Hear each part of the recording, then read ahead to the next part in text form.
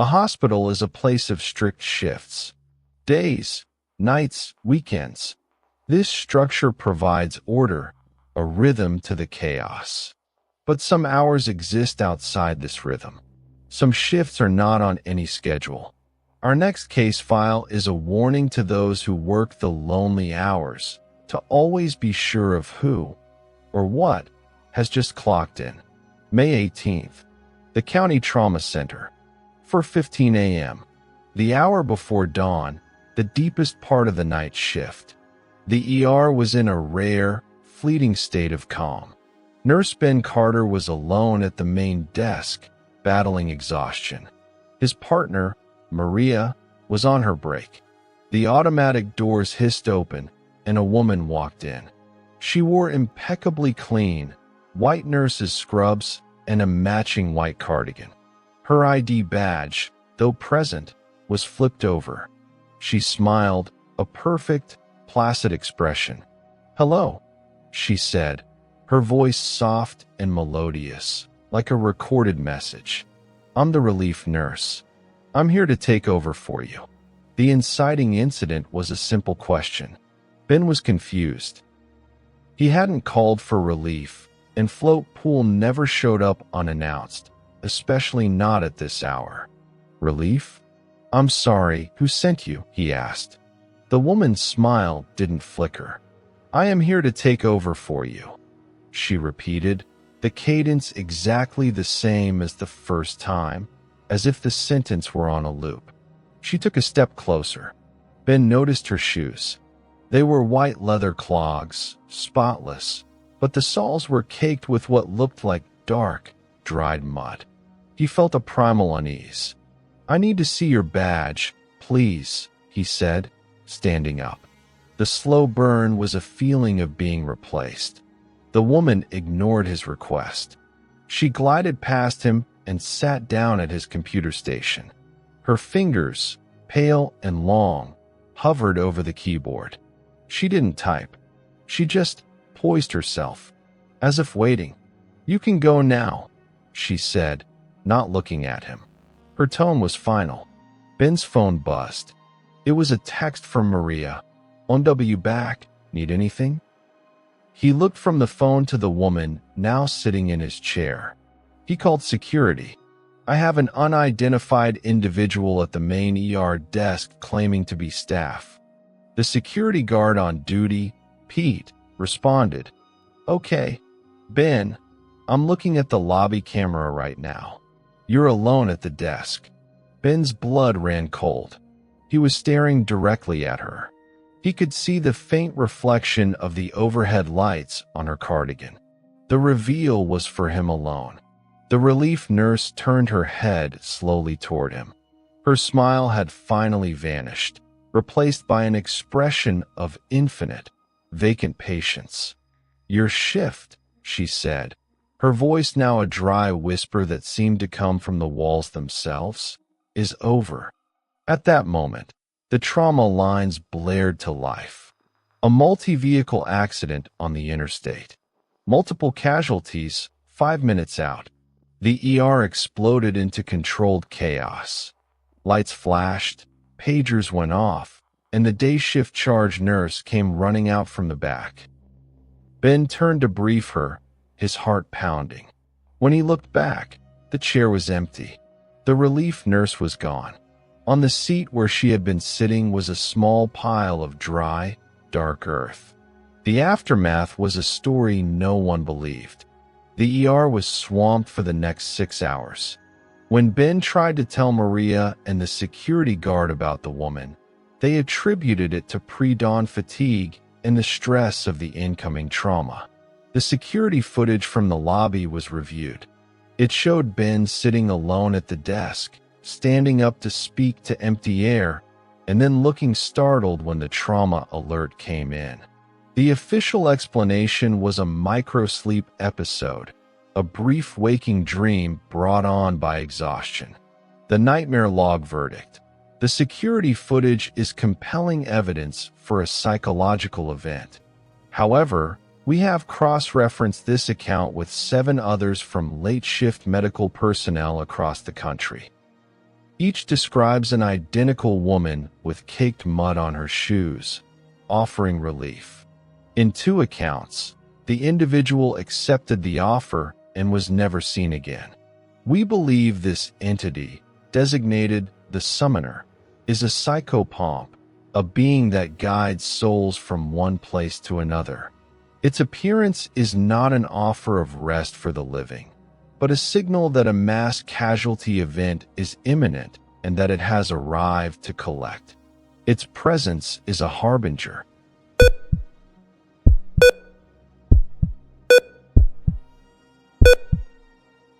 In a hospital, the most terrifying question is not "what is that?" but "where is it?" Space is defined, measured, and meticulously organized. A patient is in room 214. Supplies are in closet B. This order is fundamental. Our next case file details a violation of this fundamental principle, where the geography of healing became a labyrinth of dread. June 2nd, Brookhaven Regional Medical Center. 3 a.m. Anya Sharma, a night shift nurse known for her impeccable sense of direction, was responding to a call light from room 237, the last room on the East Wing's long-term care corridor. The hallway was a straight shot, 120 feet from the nursing station to the fire door at the end, with 20 rooms on either side. She had walked it 1,000 times. She passed room 235, then room 236. She reached the end. The wall held a fire alarm and a hose cabinet. There was no room 237. Puzzled, she turned around. The hallway stretched back to the nursing station, identical rooms on both sides. Room 236, 235, 234. She walked back, counting. She reached the nursing station. She had passed 20 rooms. Room 237 did not exist on the blueprint of this floor. The call light on the board for 237 was still lit, a steady, red eye. The inciting incident was a sound from a door that shouldn't be there. She informed the charge nurse of the glitch. Together, they walked the hallway. This time, when they passed room 236, there was another door. It was unmarked, without a number, but positioned exactly where 237 should be. It was slightly ajar. From within came a sound, slow, labored, wet breathing. The charge nurse, an older, no-nonsense woman named Brenda, pushed the door open. The room inside was dark, lit only by the hallway light spilling in. It was not a standard patient room. It was smaller, with bare concrete walls and a drain in the center of the floor. It was empty. The sound of breathing stopped. The call light on the board for 237 went out. The slow burn was a game of dimensions.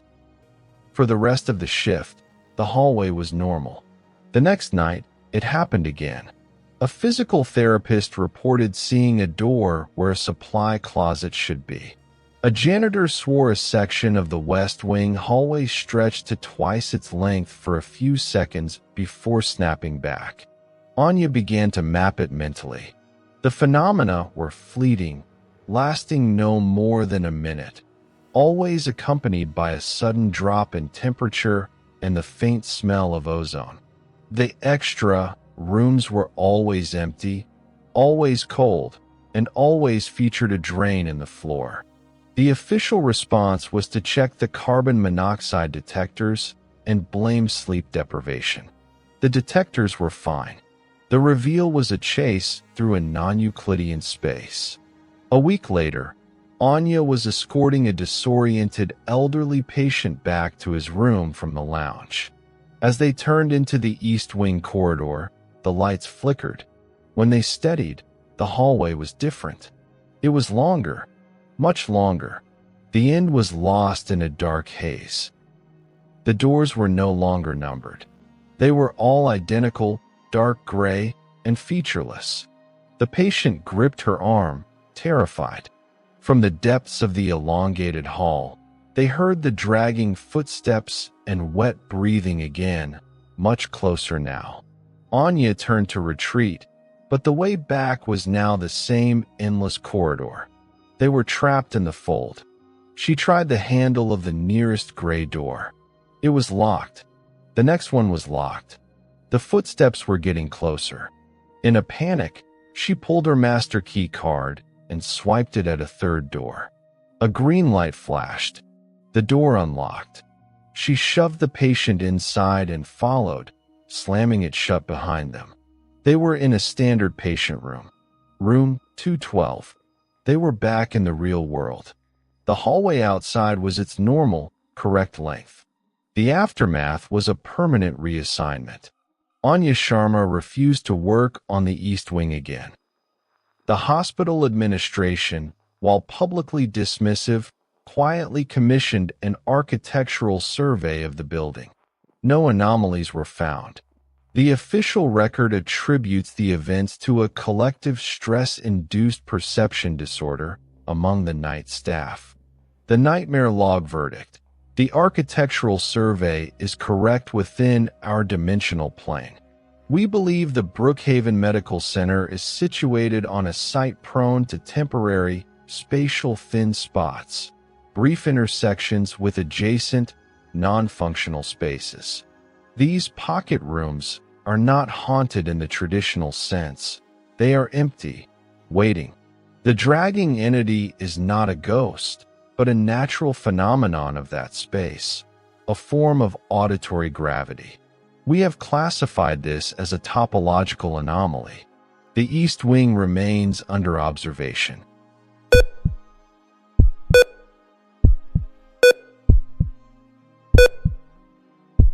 The most sacred rule in nursing is to do no harm.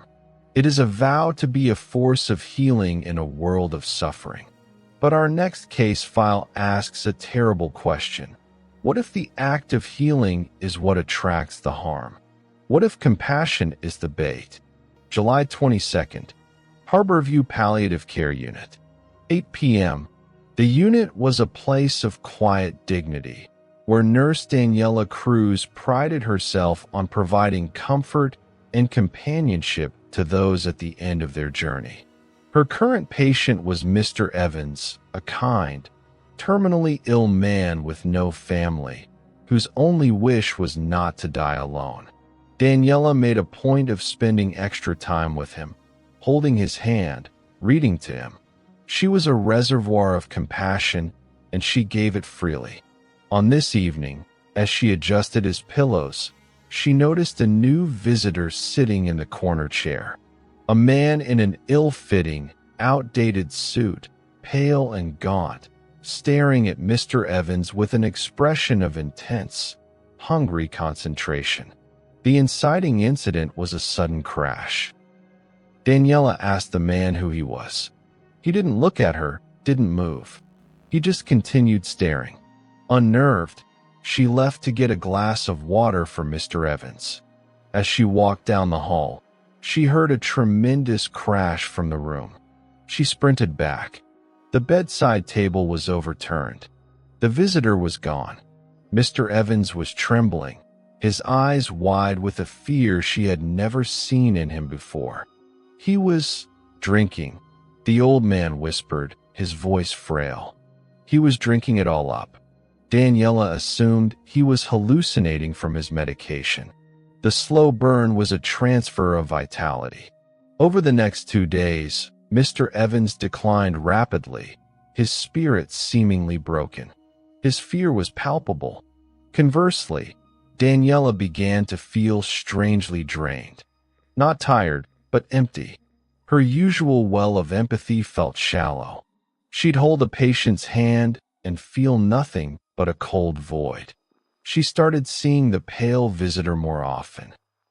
He'd be at the end of a hall or reflected in a window, always staring at whichever nurse or volunteer was being the most kind, the most emotionally open. He never approached the cynical or the brisk. He only watched the compassionate, and after he watched them, they would become distant, detached, and emotionally numb for days. The patients they were caring for would often succumb shortly after, not just from their illness, but as if from a sudden, profound loss of will. The reveal was a confrontation and a reflection. Daniela, determined to prove she wasn't losing her mind, set up her phone to record a time-lapse of the hallway outside a particularly kind volunteer's station. Reviewing the footage, she saw it. The pale man didn't walk. He would simply appear in a chair, already staring. He never blinked. And as he stared, the volunteer on camera would gradually slump, their vibrant smile fading into a blank mask. At the peak of this emotional drainage, the man would lean forward slightly and make a soft, sucking inhalation. On the video, it was a blur of motion, but Daniela saw it clearly. He wasn't feeding on the patients. He was feeding on the care directed at the patients. He was consuming the compassion itself. The aftermath was a protective cynicism. Daniela could not prove what she had seen. She tried to warn others, but her descriptions sounded like paranoia. The only solution she found was to consciously wall herself off, to become clinical, detached, and efficient. When she did, the pale visitor ceased to appear in her vicinity. Mr. Evans passed away the following night. The official cause was his terminal cancer. Daniela knew he had died when there was no more kindness left in the room to sustain him. She left palliative care shortly after. The nightmare log verdict: there is no medical terminology for the draining of emotional energy.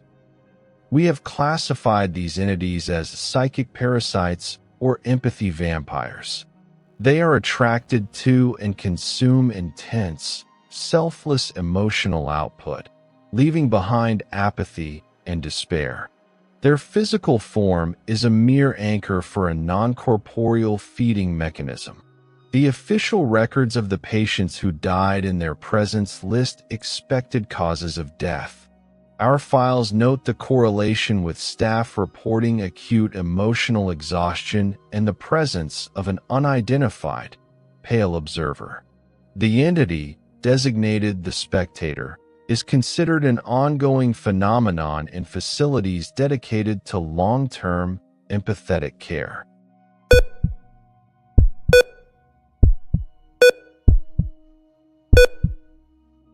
A hospital is a repository of stories. Each chart, each X-ray, each patient represents a narrative of injury, illness, and recovery. But some stories are not meant to be told. Some are infectious. Our next case file warns of a narrative pathogen, a concept that spreads not through the air, but through the mind. August 14th, University Teaching Hospital. 10 p.m. Dr. Eris Thorne, a resident known for his brilliant but obsessive mind, was reviewing a baffling case in the doctor's lounge. The patient was a janitor, admitted after being found unconscious in a basement storage room. His vitals were stable, but he was catatonic, muttering a single, nonsensical phrase over and over. The king in the cupboard wears a crown of wire. MRI showed no neurological damage. Toxicology was clean. Dr. Thorne was fascinated.